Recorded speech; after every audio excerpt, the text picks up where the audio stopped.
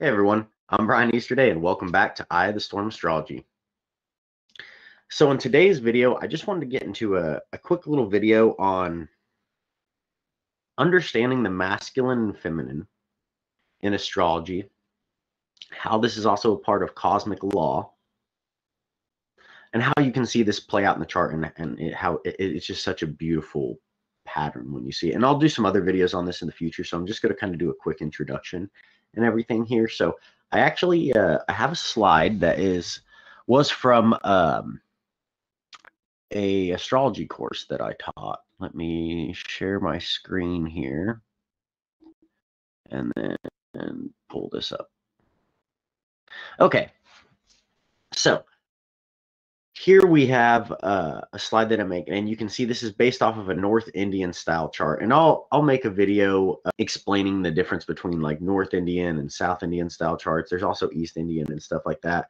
They're just different ways of laying the chart out. There's some different rules to each, but I'll do a video just on that. But for the purpose of this demonstration, I'm using a North Indian style chart, commonly referred to as like some people refer to it as a diamond chart, although I just prefer to call it the North Indian. So first off, this is the position of the elements associated with each sign from the traditional zodiac. So as if this first top box is always going to be the lagna, or what's known as the first house. And then in the North Indian style chart, you count counterclockwise. So that becomes the second, third, fourth, fifth, sixth, seventh, eighth, ninth, 10th, 11th, and 12th, so on and so forth. So this would be Aries, Taurus, Gemini, Cancer, Leo, Virgo, Libra, Scorpio, Sagittarius, Capricorn, Aquarius, and Pisces. So the reason I set this up this way is because if you're wanting to understand just the foundational essence of the zodiac, it's good to look at it from like where it starts. So you make Aries the ascendant, you make it the lagna. And then in looking at masculine and feminine, where the elements come in is that you can actually understand that the elements are expressions of the masculine and the feminine. So fire and air are associated with the masculine. Water and earth are associated with the feminine. So let me talk a little bit about each. So I can stop sharing this for just a moment here, and I'll pull that back up as I get more into it. But first off, fire is one side of the masculine element. It is associated with our action, our passion, what drives us, decisiveness, that stronger side of the masculine energy, that more fierce side of the masculine energy. You could say even in that way. The air, and I'm just doing very brief explanation to this. I have more videos in the future where I'll get more into it. Air is the other side of the masculine energy. It represents our intellect, our logic, our critical thinking, our communication, the wanting to connect, through communication, speaking with others, making friends, that side of things. And when you understand these elements, and then the element that each sign, each Rashi is associated with, the ones the nakshatras are associated with, it will give you vast amounts of information. This is something I find very important to remember in practicing astrology. Jyotish is an endless ocean. It's easy to become very lost. So just like when you're navigating an ocean, you need to sail with a purpose. And one of the best ways to do it is just with the basics. Start with the basics, and don't just try to think you're going to master it in a couple months or something. This is a science that takes years of practice and application and reading charts and getting feedback and refinement all the time. But if you get the essence, if you can get the basics and build your foundation from that perspective, you are going to be far better off when you get prepared to move into more advanced techniques later. So for the masculine to review, we have fire, which is our, our actions, passion, our drive, air, which is our intellect, our communication, those type of things. Then for the feminine, we have the earth element. It's that groundedness, that firmness, that support. Earth, like just Mother, she supports us, right? She supports all life on us. She holds us up. It's that type of energy. Then you have water. Water's flowing. It moves, it conforms, it can change, it shifts. When you look at a river, you're never looking at the same water once. It's always a different experience. It may look similar, but it's still different. So there's these different, this play between flow and strength. Just like in the masculine, there can be that, where the fire can be a little bit more rigid and there can be a little bit more flowing, or vice versa. That's the thing, is you can look at the same things, when you find one lesson, shift the perspective on it and look and see how that could also apply to the other element, because they're reflections of each other. Earth and water are both feminine. Air and fire are both masculine. They're reflections of each other. So understand both, and that's a key lesson. I'll tell you, when you're looking at charts and you're studying astrology, always study the opposite. Then I'll leave it at that. That's secret. Always study the opposite. Anyway, so when we look at these elements, we can see that, masculine and feminine aren't just this black and white thing anymore, right? It's much more dynamic. It's this flow back and forth, and you can see it work out in different ways. So, for example, with the masculine, an example of how imbalances could play out, and how those same elements can be used in a balanced way. So let's say we're working with the air element.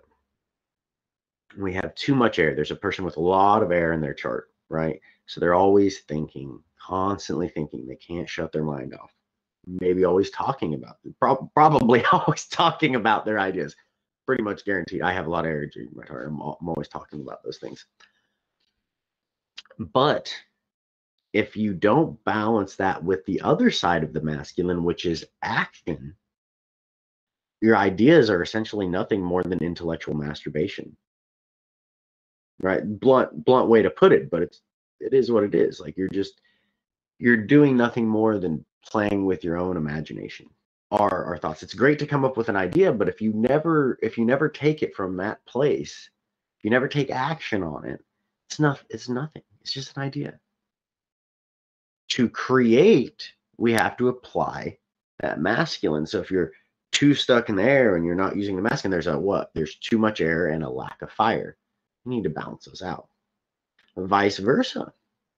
What if a person was acting without thinking, was just constantly blowing up, or not balancing their anger or their passion with the intellect, with critical thinking, with discernment, using it when needed, not just all the time?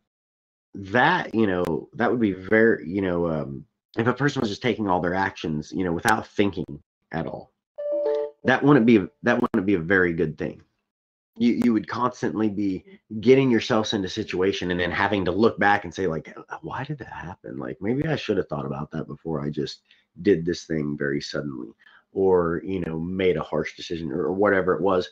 And it's not to say that there shouldn't be sudden or harsh decisions where you act decisively, but those need to be balanced with the logic, right? They need to be balanced with the air element. Let's look at the feminine. Well, the feminine, say we had too much earth energy, right? Well, there was a lack of the water and too much earth. Well, we could end up becoming stuck. Maybe because that water element isn't very strong. Maybe maybe both the water and the earth are strong in the chart, and it's maybe lacking some of the masculine. So then you end up with the situation of, oh, this person may be very emotional, but they're so worried about everybody's emotions that they never take any action, so they end up stuck. Right? See how that could play out? And this isn't just for men or women. When I'm talking about masculine and feminine, we all have masculine and feminine in our chart. Each planet's associated with masculine and feminine, nakshatra, those type of things. So this plays out for all of us. But back to just the simple example of it before we get into complexities. If you were too stuck in the earth element, what would you need? You would need the water. You would need to flow. For example, sometimes people who are very rigid, very stuck. Well, what are they stuck in? Their emotions are stuck. They're like clogged up. It's like it's a river that's dammed up. And because that they become a rigid person, they become stuck. They can't flow. So you need to bring that water in. Like imagine if there was just like this big blockage, in a creek or a river or something, and it was just damming up all the waters and making it dirty and things like that, making it stagnant. Well, the best thing that could happen would be for a whole bunch of water to come flooding through and to break that earth out of the way, right? In the same sense, though, what if there was too much water? Well, sometimes that water needs to be dammed.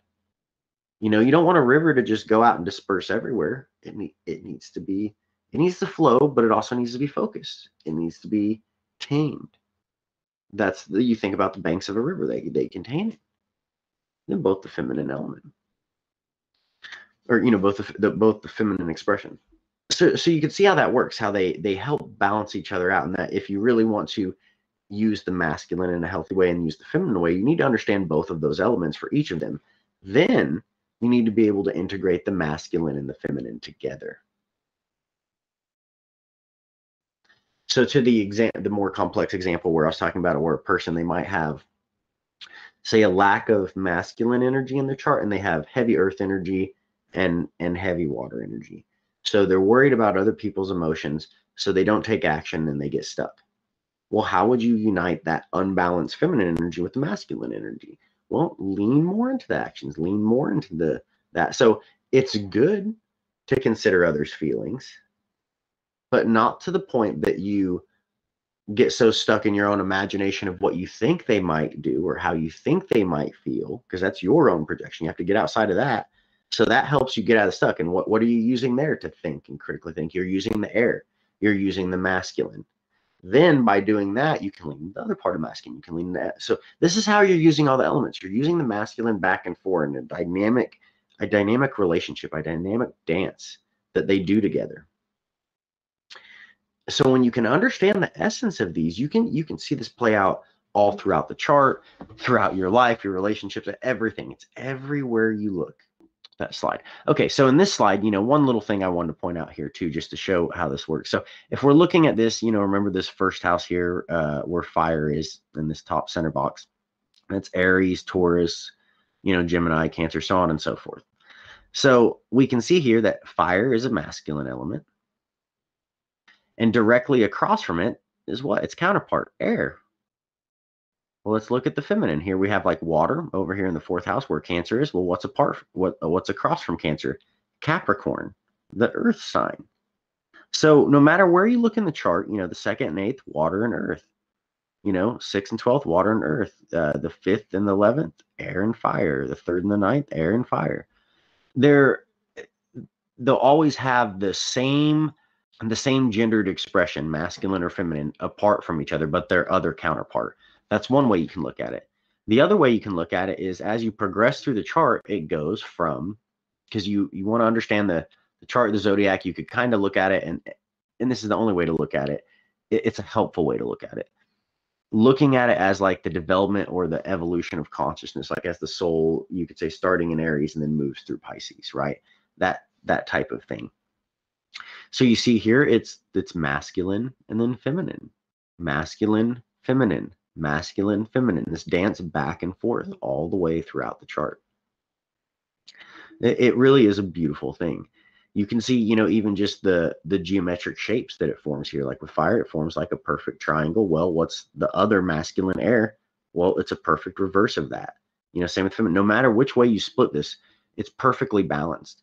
So it shows you that in our solar system, you can just see the perfect balance of masculine and feminine, that it's always there, that this beautiful dance is always happening. And when you start to understand the essence of these things, you see it everywhere. And it will bring so much understanding in your life. So again, it's not about all the advanced techniques. Those things have their place as we learn more, as we grow. but we have to start with the basics. And that's what I'm starting with on the channel. I'm starting with the basics, and we'll get into more and more advanced things as the years go on. So we'll get to that point, but let's focus on our foundation, right? Let's make sure that's firm first. You know, if you build a house on a crappy foundation, it will crumble. Likewise, if you build your knowledge of Jyotish off of a shitty foundation, at some point it's going to crumble. It will crumble in giving you a lack of results.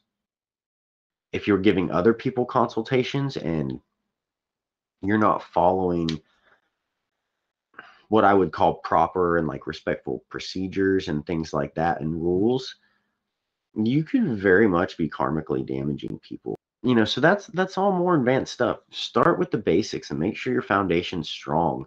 Then move on to other things as you go along. So I have a few more videos that I'll be doing, you know, kind of along this foundational astrology, kind of laying out the basic mindset, just to get those out there. A few more that I want to cover, and then I'll be getting into, you know, actually analyzing some charts. I'll also be putting out a different series of, like, you know, the planets through the signs, different conjunctions, you know, all that different type of stuff. I'll start opening up more into that stuff too. But again, we have to approach the science with the right mindset. It's like we need to approach our life with the right mindset. And these things go hand in hand. They're one and the same. So I hope you guys found this valuable. Went a little bit longer than I was expecting, but I guess that's okay. So if you found this valuable, please also like, subscribe, you know, comment below. I always forget to ask people that. If you're interested in consultations or anything, you can send me an email at eyeofthestormastrology@gmail.com. Or depending on when you're watching this video, I might have the website up at that point. I might not. Like I said, I have a few more finishing touches with it. So I'm hoping to have it all up by the time I actually launch the channel and release all the videos. But for whatever reason, if not, send me an email or try checking out and visiting the website, eyeofthestormastrology.com.